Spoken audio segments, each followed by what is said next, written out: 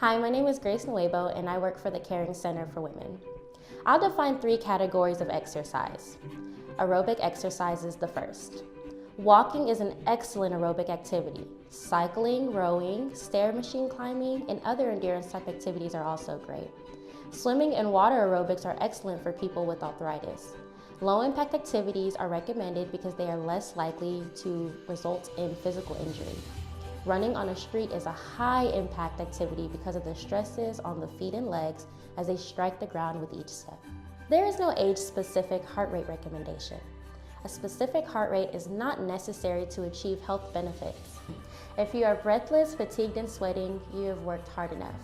During moderate intensity exercise, you should be able to carry out a conversation. A minimum of 30 minutes of moderate intensity aerobic exercise, for example, brisk walking, is recommended on 5 days each week.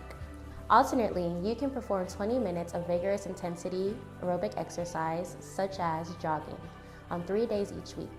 This recommendation is in addition to routine, light intensity activities of daily living, for example, cooking, casual walking, and shopping. If you are sedentary or not active, start an exercise program slowly. That is 10 minutes per day and work up slowly. Increase by 10 to 20 minutes each week towards your goal. Benefits may occur even with bursts of only 8 to 10 minutes of exercise, 1 to 3 times per day. The next exercise is resistance training. Resistance training can be done with weights, machines, or exercise bands. It should be performed at least twice a week with at least 48 hours of rest in between sessions. Resistance training is commonly described in terms of sets of repetitions. A repetition is a single completed back and forth motion of a resistance exercise, such as bending and extending the arm at the elbow while holding a weight in the hand. A set is a number of repetitions done without resting. Most experts recommend at least one set of exercises including 8 to 10 repetitions for each of the major muscle groups. Begin with minimal resistance, such as light weights, resistive bands, and even a can of food, to allow the muscles and other tissues to adapt. It is important to use proper technique. If you belong to a health club or a gym, you might ask a trainer to observe technique. Be sure to breathe normally while lifting weights. Do not hold the breath. Instead, exhale with exertion. The final exercise we'll discuss is stretching. Stretching and flexibility exercises should include every major joint.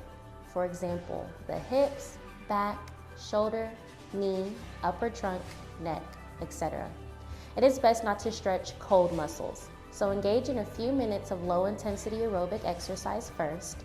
Movement into a stretch should be slow, and the stretch itself should be held for approximately 10 to 30 seconds. Do not bounce while beginning or performing the stretch. Each exercise should be performed several times. Stretch and yoga classes are also a good way to remain flexible.